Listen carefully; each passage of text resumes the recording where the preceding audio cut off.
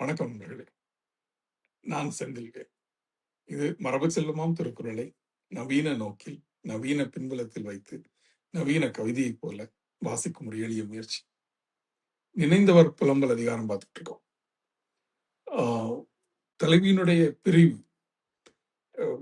அதுல வந்து ஒரு ஒரு இனிய நினைவாக தொடங்கி, அதிலிருந்து அது அந்த பிரிவு அவளை எப்படியெல்லாம் வாட்டுது, அது எப்படியெல்லாம் எஸ்கலேட் ஆகுதுங்கிறத வந்து ஒவ்வொரு குறளும் வந்து ஒரு பழைய முந்தைய குறளை விட ஒரு ஒரு அடி மேல் ஆனா அவளுடைய மன வருத்தத்தினுடைய பதிவு அப்படின்றது அது இன்னைக்கு இன்னும் எஸ்கலேட் ஆகி எங்க போகுது அப்படின்னு பார்க்கலாம்.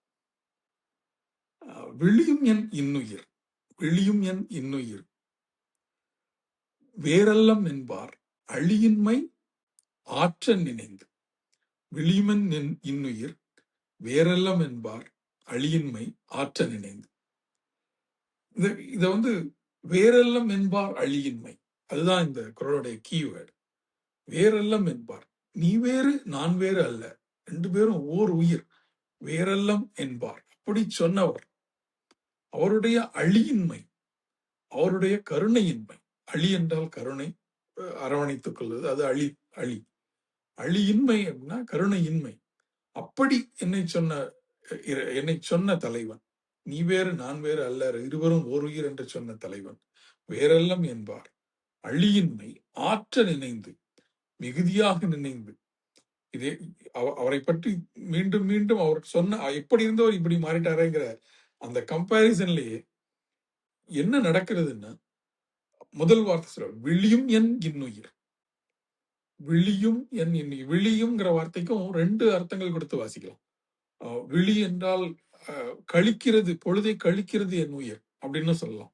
கழியும் என் இன்னுயிர், அதாவது என்னுடைய உயிர் இப்படி இருந்த ஒருவர், என்னை இப்படி நினைத்துக் கொண்டிருந்த ஒருவர், இப்படி சொல்லிக் கொண்டிருந்த ஒருவர் இந்த மாதிரி வந்து என்னை ஒரு கருணை இல்லாதவராக மாறிவிட்டாரே என்ற இரங்கலில் பொழுதை கழிக்கிறது என் உயிர். இன்னும் ஒரு படி மேல போய் வாசிக்கணும்னா, அந்த விழி அப்படிங்கறது ஒரு கேவல், ஒரு ஒரு ஒரு ஒரு ஒரு ஒரு அறை கூவுதல்கிறத விட அழைக்கிறது.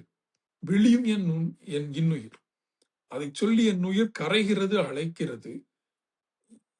இப்படி, அதாவது வேறெல்லம் என்பார் அழியின்மை. அவனுடைய இப்படி இருந்த என்னுடைய காதலன், நீ வேறு நான் வேறு அல்ல, இருவரும் ஓர் உயிர் என்று சொல்லிக் கொண்டிருந்த காதலன் இப்படி மாறிட்டானே என்று நினைத்து அந்த உயிர் மருகுகிறது அல்லது கரைகிறது சொல்ற வார்த்தை தான் அந்த கரையும் என் இன்னுயிர். அது ஒரு முந்தைய குரல்ல அவ கேலியா சொல்வா, நான் என்ன சொன்னாலும் இவன் என்னை வந்து நினைக்க மாட்டேங்கிறான், அப்படிப்பட்ட சிறப்பான தலைவன் அல்லவான், என்ன என்ன நினைத்தாலும் காயார் அப்படின்னு சொல்லக்கூடிய அதிலிருந்து, அந்த கேலியிலிருந்து இது வந்து இன்னும் அவருடைய உருக்கத்தை சொல்கிறது இந்த குரல். அப்படியே அவர் அந்த பிரிவின் துயரத்தை ஒவ்வொரு படியும், ஒவ்வொரு குரலும் ஒவ்வொரு படியில ஏத்திட்டே போறார். ஒரு தடவை குரலை பார்க்கலாம். விழியும் என் இன்னுயிர் வேறெல்லம் என்பார் அழியின்மை ஆற்ற நினைந்து. சிந்திக்கலாம் அவர்களே, மீண்டும் நாளை சிந்திக்கலாம். நன்றி.